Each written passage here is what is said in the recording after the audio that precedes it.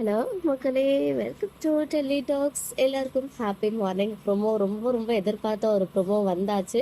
நிஜமாவே சாரதாம்மா சைட்ல இருந்து ஒரு சின்ன மாற்றம் தெரியுது. பிகாஸ் ப்ரெக்னன்சி ரிவீல் ஆன பிறகு அவங்க என்னெல்லாம் டயலாக் பேச போறாங்க, நம்மளை இன்னும் ஹர்ட் பண்ற மாதிரி பேச போறாங்களா அப்படின்லாம் கொஞ்சம் பயந்துட்டு இருந்தோம் இல்லையா.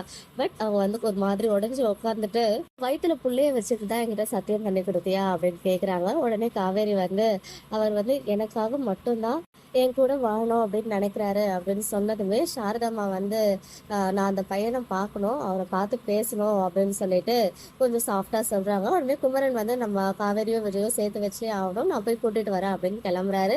பட் விஜய் கார் எங்கேயும் நடு ரோட்ல நிறுத்திட்டு அங்க உட்காந்துட்டு இருக்க மாதிரி காமிச்சிருக்காங்க ப்ரோமோல. அப்கமிங்ல குமரன் போயிட்டு விஜய் கூட்டிட்டு வர மாதிரி சீன் இருக்கும் போல. பிகாஸ் விஜய்க்கு இங்க நமக்கு நிறைய பிக்சர்ஸ்லாம் ஷேர் ஆச்சு இல்லையா, ப்ரீவியஸ் பிக்சர். ஸோ கண்டிப்பா இந்த அப்கமிங்ல விஜய் காவேரி வீட்டுக்கு சாரதாம்மாக்கும் விஜய்க்கும் ஏதோ கான்வர்சேஷன் மாதிரி இருக்கும் போல. இனிமே சாரதாம்மாவோடைய அந்த கேரக்டர்ல சேஞ்ச் கொண்டு வருவாங்களோ அப்படின்னு ஒரு தோணுது. பிகாஸ் ப்ரொமோ பார்த்ததுமே ஸ்ட்ரைக் ஆனது அதுதான். எப்பவுமே கத்துறவங்க இப்போ கொஞ்சம் சாஃப்ட்னஸா காமிக்கிற மாதிரி தெரியுது.